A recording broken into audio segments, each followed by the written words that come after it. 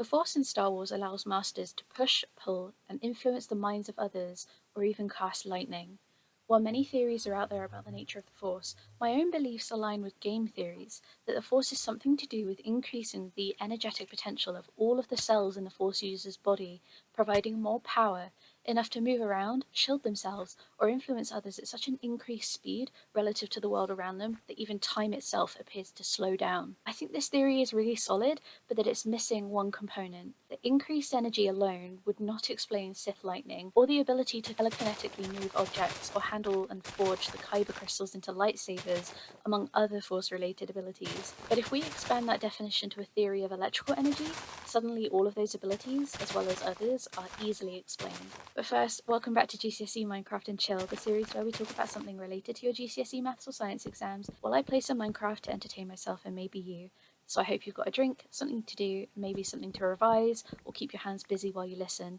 Either way, let's talk about one of the most fascinating aspects of our reality, electricity. So I'm going to explain a little bit about what electricity is, how we built up the field of science and knowledge base that we have for it today, and explain how ingrained in our modern world electrical phenomena are, leave you with some unanswered questions, and then give you my personal theory on what the Force in Star Wars actually is. While you might think of our relationship as human beings with electricity to be some kind of separation between what is organic and natural, and electricity is inorganic or perhaps associated with what is unnatural, the reality is, of course, that electricity is just as natural as sunlight or water and every other living thing. We have an intuitive understanding of how electricity works. We've all felt the zap or the brush of static electricity build up on our body. We've switched on a device, a light, we've seen wires and cables, we've looked at pylons outside. We understand how a lightning strike can set a tree ablaze. Electricity is heat, it's light, it's power, it's energy, and it's life. It's so ingrained in us that we even use it as an analogy to indicate the prickling, anticipatory sensation of intense chemistry or excitement or the potential for action. Even our bodies are innately connected with electricity. All of our brain signals are electrochemical. Chemical reactions in our bodies that sustain us are sustained themselves by the exchange and interactions of electrons. That's all electricity is. We define it as the flow of charge or the potential energy that electrons carry when held between a negative and a positively charged point. Forces, fields, and energies involved aren't having their full story told unless we also talk about magnetism, but that's a topic for another video. If we just focus on electricity, it kind of makes sense to talk about chemistry for a second, since chemistry is focused all about electron transfers, movements, bonds, interactions, all that kind of thing. Every substance you've ever interacted with is made up of atoms that contain protons, neutrons, and electrons.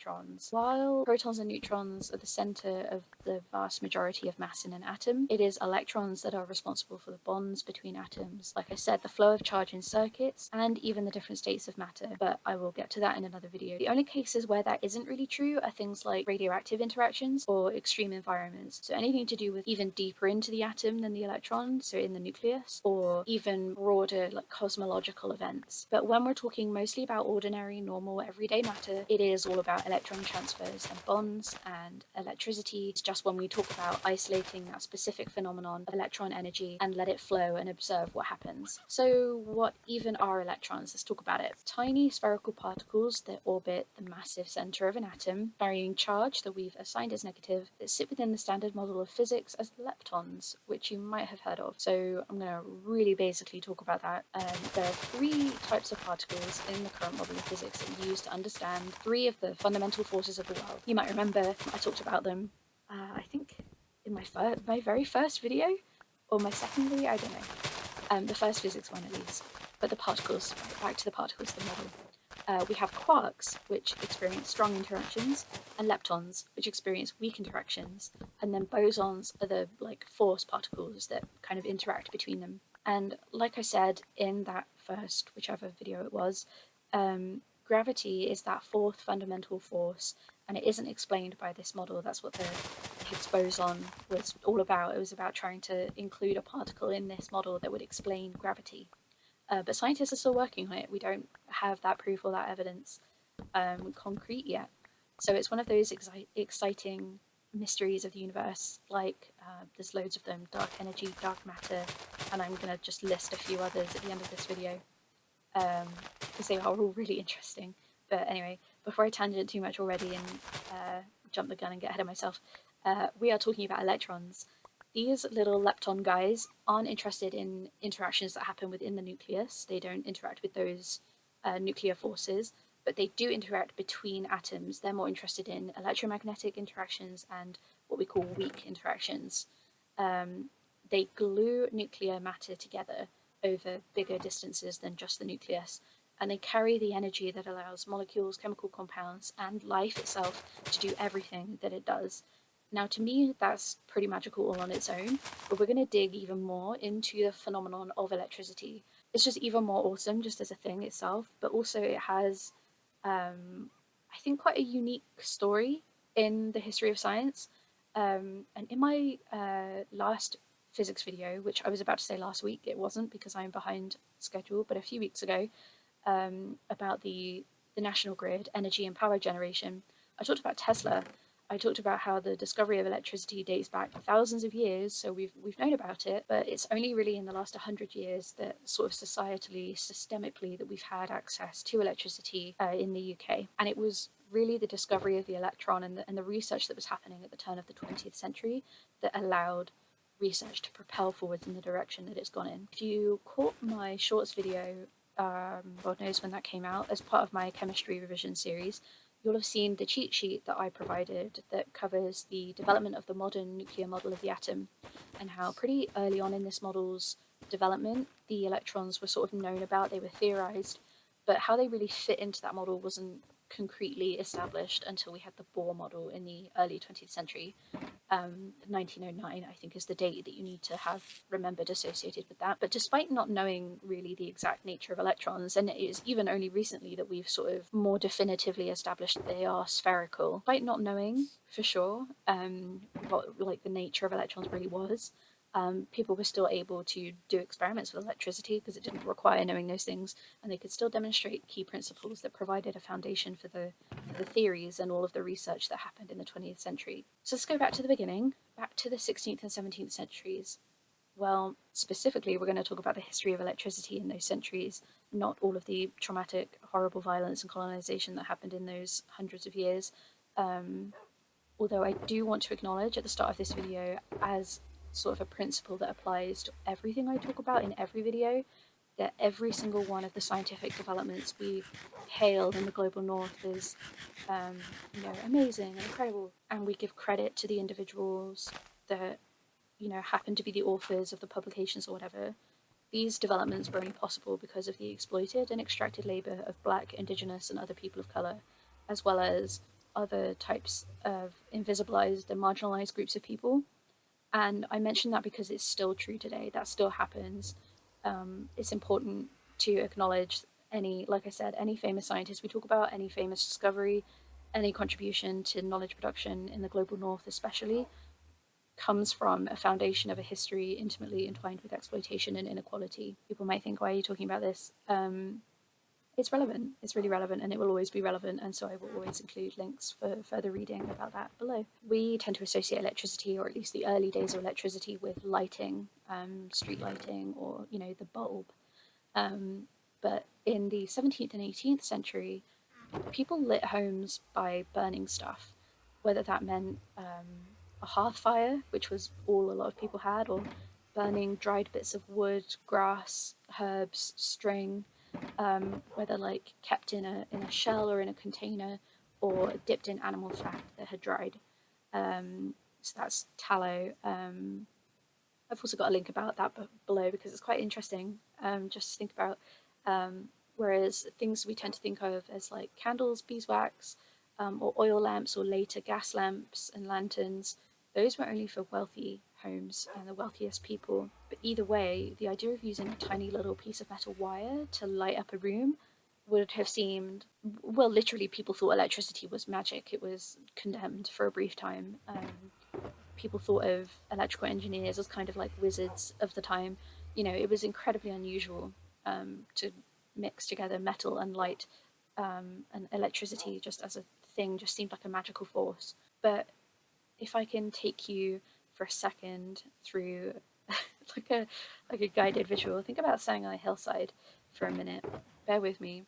So you're standing on a grassy hillside, you're looking over the rolling countryside, and suddenly this moment of calm rushes over your body, and the hairs on your skin seem to depress for a moment, before raising, and then your heart suddenly lurches as a crackle and a rumble builds all around you, shattering the sky open, and a brilliant flash forces your eyes shut, and you breathe and gasp and realize that adrenaline is pumping through your bloodstream because your brain is now just catching up to what your body has just experienced, that a lightning strike has just happened. And then, of course, crashing thunder will boom and echo around you and confirm it. You're standing in the middle of a storm, and in a moment, the skies are about to open and rain is about to pour down. This experience, the classic forked and branched lightning bolts that glow with luminescent energy that was unknown and unexplained to people for hundreds and thousands and millennia of years. Of course, like, to people who associate lighting with fire and burning dried organic matter, how could they possibly have conceived of what would cause the sky to open up, or at least sound like it's splitting open, and the air to catch fire, and sometimes trees or even human skin if you're unlucky enough to become a target? When you're in that situation, when you feel that suddenly out of nowhere, it's easy for us to remember that we know, we have the science, we have the research, we know what's happening. But is it any wonder, really, that these people described it as the wrath of sky gods? Like, it's quite an intense experience. You would have had to have been back in the day, or even, I don't know if anyone listening has been really, really close outside when lightning has struck, like really, really nearby. Um, but even when it does, well, actually, it's kind of easier to see from a distance what's going on. You basically, what I'm saying is, you have to have been very observant and lucky to catch just the right moment to get the evidence you need for that phenomenon, to see that it shares traits with static electricity, that there is this connection between electricity, fire, gases, and metal. It's like, it's not really surprising that this connection took so long to be noticed, because electricity itself wasn't thought of as scientifically interesting for a long time.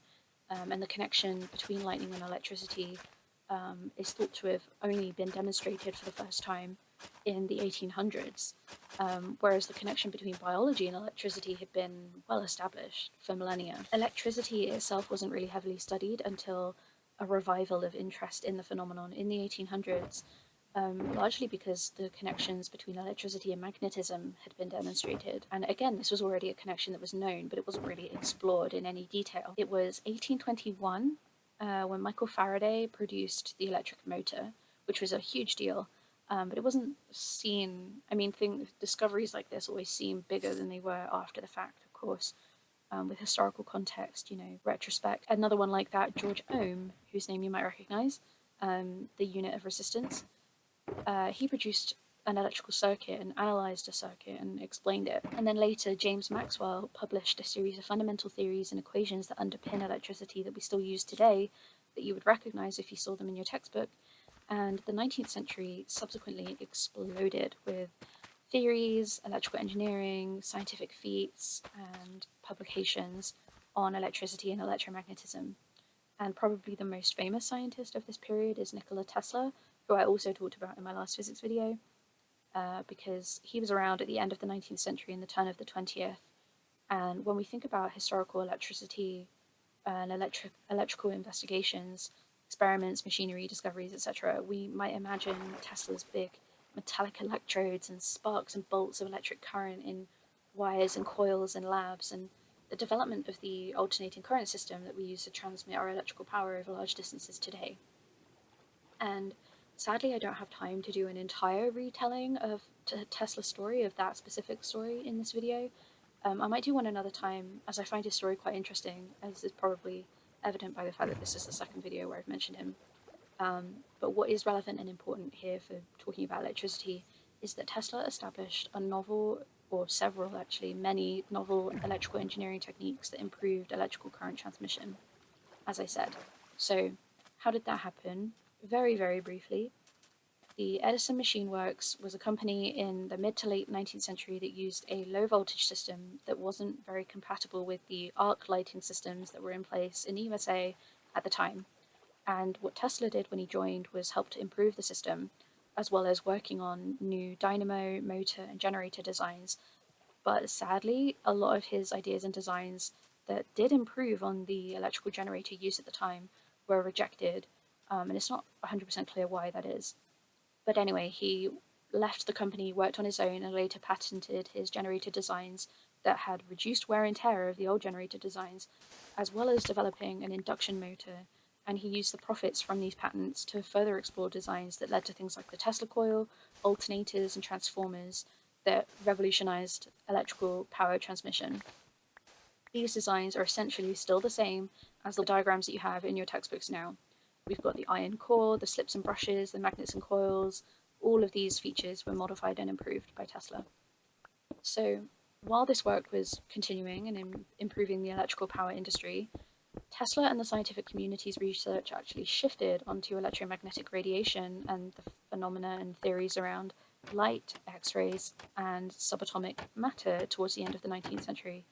So this kind of shift happened, and one of these phenomena was demonstrated by Heinrich Hertz, whose famous experiment showed a relationship between ultraviolet light and electrodes and sparks, and you might recognize his name because we use Hertz as our unit of frequency. And obviously, after that, perhaps the most famous scientist of all time, whose name is literally synonymous with nerdiness, intelligence, genius, and physics, Albert Einstein, also did a lot of work on this subject. And again, I digress. I reject any notion of celebrity or overly praising or crediting any one individual, as all of these men, scientists, and famous historic figures all have flaws, problems, and less than virtuous sides to them, some more than most. But I do believe in giving them credit where credit is due, and I have to tell the story as it is. And as it is, Einstein's publications were credited with initiating the quantum revolution. Quantum physics sounds intimidating and complicated, but it's really just studying the fundamental building blocks of our reality. Kind of like the standard model I talked about before, the quarks, leptons, and bosons. Studying those guys falls under the realm of quantum studies and particle physics, but there's a lot of overlap. I'm just talking simplistically. Any relativistic studies looking more deeply into energy, matter, time, all comes down to quantum mechanics, which basically extends traditional Newtonian mechanics that we previously used to understand forces and energy. And I'll do a specific video on that soon as well. There's going to be another video. But basically, anything to do with forces and energy that you learn at GCSE, that's going to be Newtonian mechanics, our traditional mechanics. Quantum mechanics is what happens when we reach the limits of what Newtonian mechanics can accurately describe, like, for example, when we're studying space, or when we're looking at very high speeds and high energies, like with small particles, or when time starts to get weird in either of those places, or at either of those scales. The main thing we're talking about here with Einstein and how the study of electricity completely changed after this period at the beginning of the 20th century was that as the electron was being discovered and written about, Einstein demonstrated wave-particle duality, which is saying that electromagnetic waves of light can behave also like particles, especially when they interact with the surface of a metal, kind of like electrons. These light particles, we call them photons, and they have totally fascinating properties. And this concept enabled a reworking of how physicists describe the universe, which is super cool. And we call that field of, or specific area of study, quantum electrodynamics. And it ended up leading to lots of other conclusions and probabilistic aspects of our universe, things like quantum entanglement, superposition, and other fascinating phenomena you might want to look up, but aren't super relevant to your GCSE, sadly. But these make quantum studies one of the most interesting fields. Modern studies in electronics are entangled, pun intended, with quantum studies because of this, and quantum computing might be on the horizon because of breakthroughs still being made in these two fields. But there's so much more left to discover and learn about before we have quantum technologies available to us. So where are we at now with technology? We're in the world of the virtual, right? The digital, cyberspace, related tech, touchscreens, the internet, digital phenomena, AI, robotics, and advanced neurological studies that are telling us more about the brain and nervous system in the body than ever before. And all of these technologies rely on the flow of electrons through wires, rely on electrical transmissions across kilometers produced by Tesla's power generation technique, and that's industrial, inorganic electricity, the shiny, yellow, zappy, lightning type of electricity that we tend to think of when we hear the word.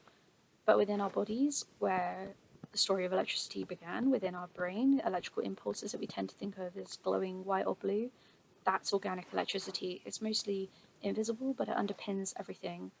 And that's actually where some of the most interesting science fiction concepts start to blend with reality, because we have quantum phenomena occurring within us and around us all the time.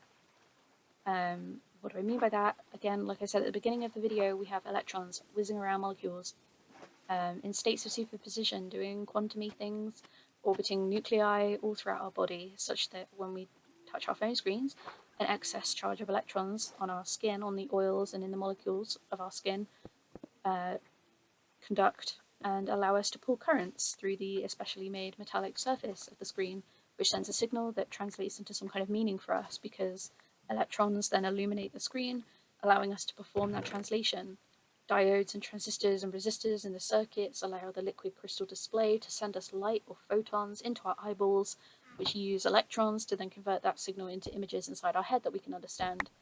That makes it sound like a machine, because it is machinery, and that's pretty magical and sci-fi to me, but it might seem that we already live in a world of electrical futures and science fiction, but yeah, there's still so much left that hasn't been answered. So, like I said, we don't yet have a unified model of the universe. Still don't have that. You'd think we would by now. We don't.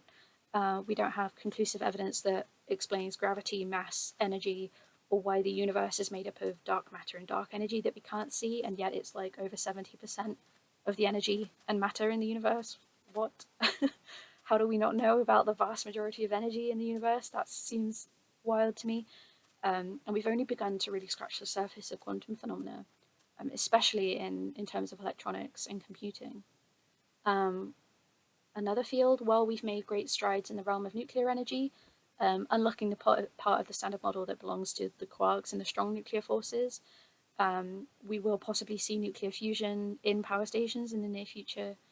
And even quantum entanglement, time travel, teleportation, all of these like high sci-fi concepts are being researched right now.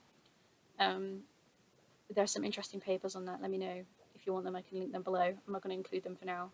Maybe I will. I don't know. They're not the most accessible kinds of reading, but any future scientists listening to this right now, interested in this kind of thing, you might one day be the authors of one of the papers that add these bits of knowledge, evidence, or discoveries onto the ever-growing pile of human knowledge and discovery into this electrical quantum world. Like in the video last week, that corridor that Donald Duck walks down with all the doors, you will literally be opening one of those doors one day that is the door to time travel, or the door to teleportation, or quantum computers, like it will happen at some point. We'll have more evidence, and even just a tiny piece of evidence or a tiny discovery, a tiny little addition of knowledge is still a door like any other in that corridor. So anyway, to bring it all back to the beginning, what is my theory of force, or the force in Star Wars?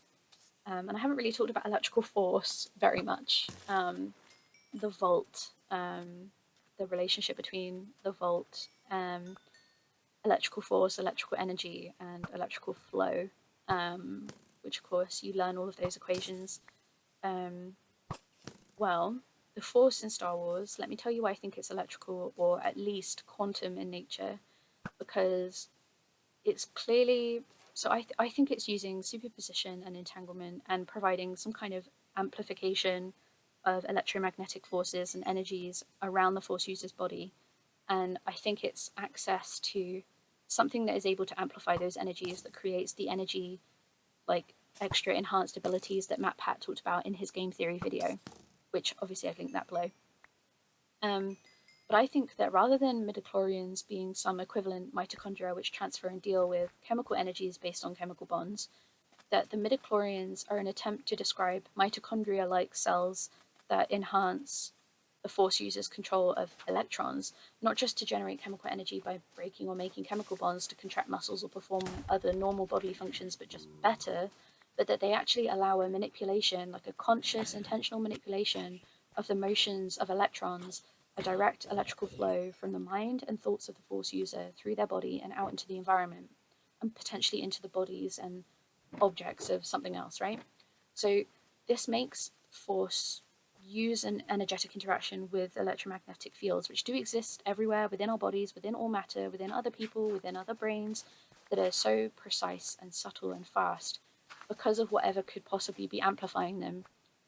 Perhaps some connection to dark energy or a dark energy equivalent that doesn't require mass or matter interactions over any kind of distance, but mostly short distances, because we see force things generally tend to be over several meters, right? Max. Maybe there are some really strong force users that can act with the force over slightly bigger distances, depending on the power potential, or like depending on the strength of like the signal, right? It's again like signal is that sounds electrical to me. What do you think? I obviously personally think it's a pretty good explanation. Since electromagnetic fields are everywhere, they can interact over short distances mostly for most of their power, but they can interact over really big distances depending on the source strength. Um, any matter, organic or inorganic, has it. Crystals have it, rocks have it, our brains, inanimate objects, plants, animals, it would explain the ability of the Sith to concentrate that energy, creating that separation of an energetic potential to summon lightning. Interestingly, kind of like the firebenders in Avatar The Last Airbender, who use their breath and their ability to sense and manipulate the energy fields of the element around them to create that electrical potential, connecting source to receptor and then releasing that bright, brilliant blue bolt. But that's just my theory. Okay, I think that'll do for today. So I'm going to leave you as usual with the reminder that while electricity is magic, your words are spells, so always be kind to yourself, be aware of others around you, and use the force. Have a great rest of your day, and I'll see you next time. Bye bye.